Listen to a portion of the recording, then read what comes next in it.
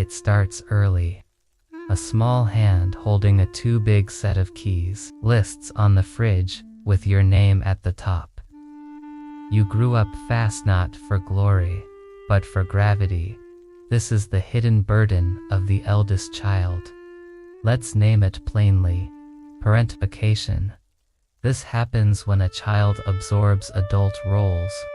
Sometimes it's instrumental, like doing chores, caretaking for siblings, or managing household tasks. Other times it's emotional, like soothing a stressed parent, or mediating fights between adults.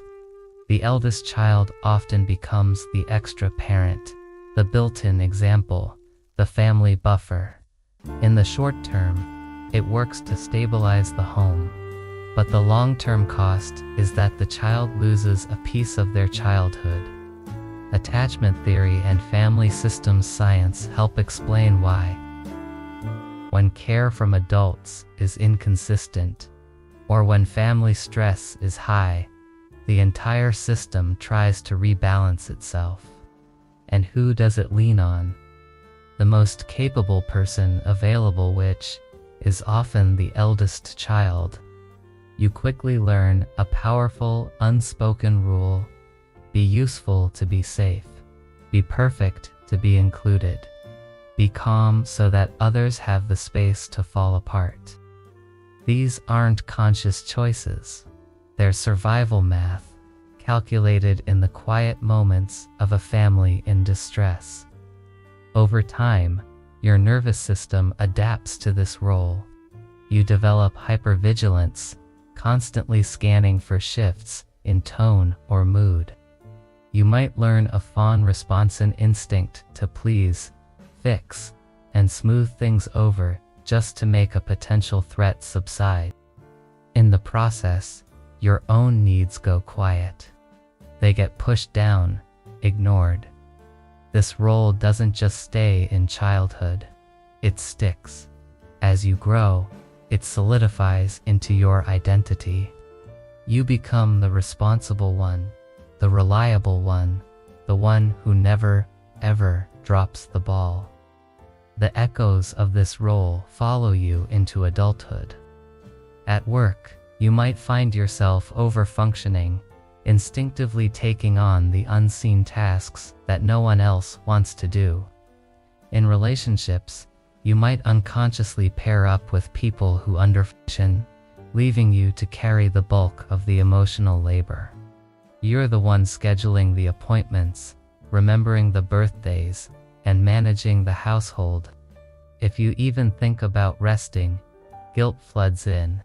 If you try to say no, you feel a wave of panic. Underneath all of this is a deeply ingrained belief. Your worth is equal to your usefulness. Self-esteem becomes contingent on your performance. This fuels cognitive distortions, like thinking, if I don't handle it, everything will collapse.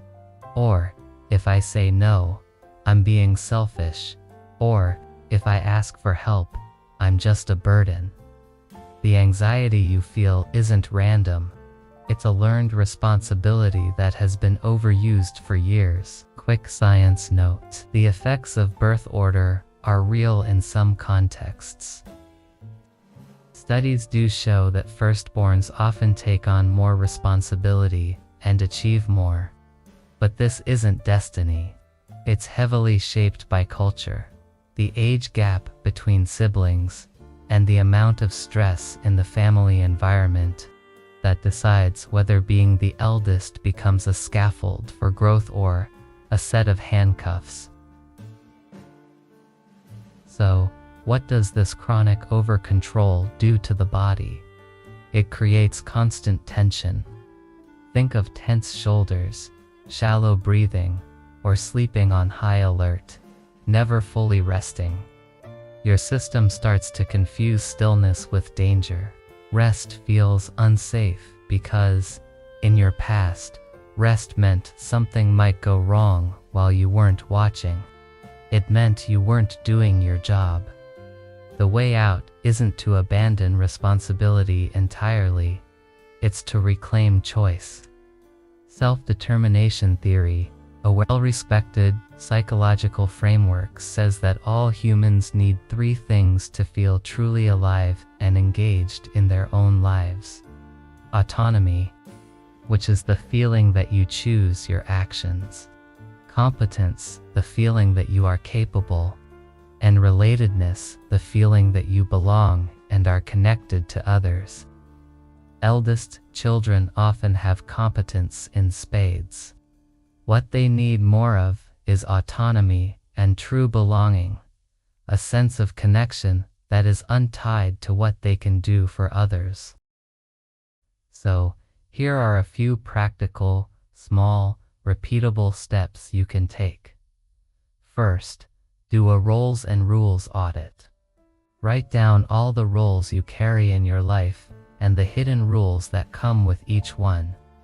Then, find one rule that isn't truly yours and cross it out.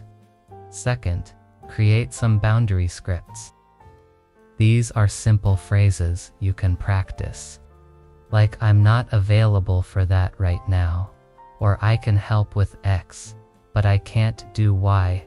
Third, take a micro step in delegation. Ask for help just once this week, even if it feels uncomfortable. Next, focus on resetting your nervous system. You need to teach your body that rest is safe. Try taking just 10 minutes to be completely off duty. Put your phone away. Slow down your breath. Maybe inhale for 4 seconds and exhale for 6. Look around the room and find 5 calm, neutral details. When your body starts to settle, your sense of choice begins to return. And finally, you can begin to reparent the part of you that made that deal all those years ago. Picture your younger self holding those heavy keys. Speak to them, tell them, you don't have to earn your place here. I've got the big stuff now. You get to be a kid again, sometimes. Offer that younger you what was missing back then: protection, permission, and patience. Growing up first taught you vigilance and grit. Those are incredible strengths. But you are allowed to put some of the keys down now.